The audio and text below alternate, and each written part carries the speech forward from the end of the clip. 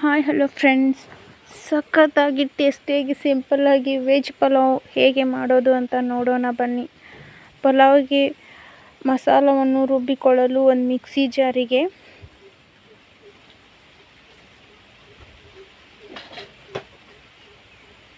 ಚಕ್ಕೆ, ಹೂಮೊಗ್ಗು, ಏಲಕ್ಕಿ, ಬೆಳ್ಳುಳ್ಳಿ, ಶುಂಠಿ,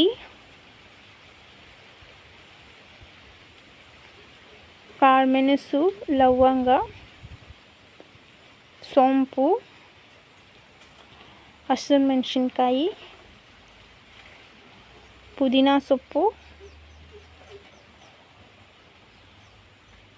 ಕೊತ್ತಂಬರಿ ಸೊಪ್ಪು,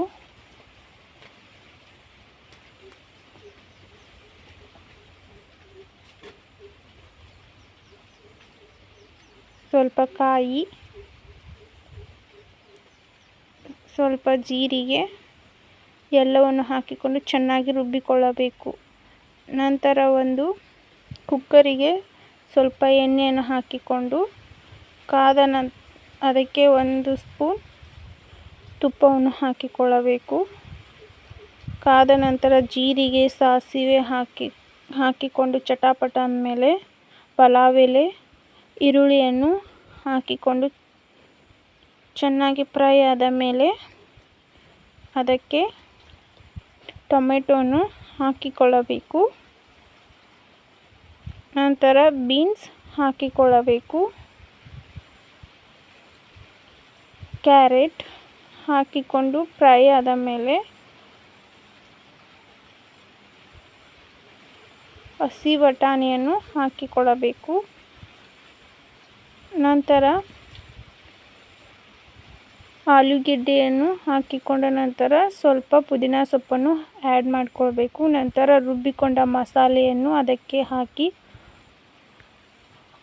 ಹಸಿ ವಾಸನೆ ಹೋಗುವವರೆಗೆ ಚೆನ್ನಾಗಿ ಫ್ರೈ ಮಾಡಬೇಕು. ಫ್ರೈ ಆದ ನಂತರ ಸ್ವಲ್ಪ ಅರಿಶಿಣವನ್ನು ಸೇರಿಸಿಕೊಂಡು ಮತ್ತೆ ಫ್ರೈ ಮಾಡಿಕೊಳ್ಳಬೇಕು.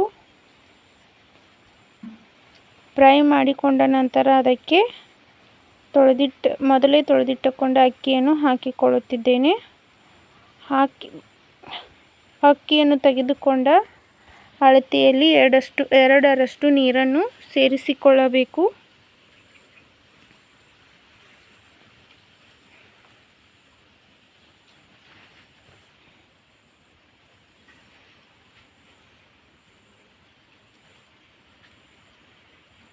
ರುಚಿಗೆ ತಕ್ಕಷ್ಟು ಉಪ್ಪನ್ನು ಆ್ಯಡ್ ಮಾಡಿಕೊಳ್ಬೇಕು.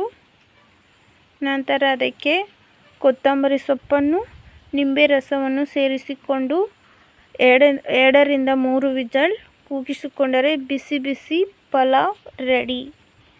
ಈ ವಿಡಿಯೋ ಇಷ್ಟವಾಗಿದ್ದರೆ ಪ್ಲೀಸ್ ಸಬ್ಸ್ಕ್ರೈಬ್ ಮಾಡಿ.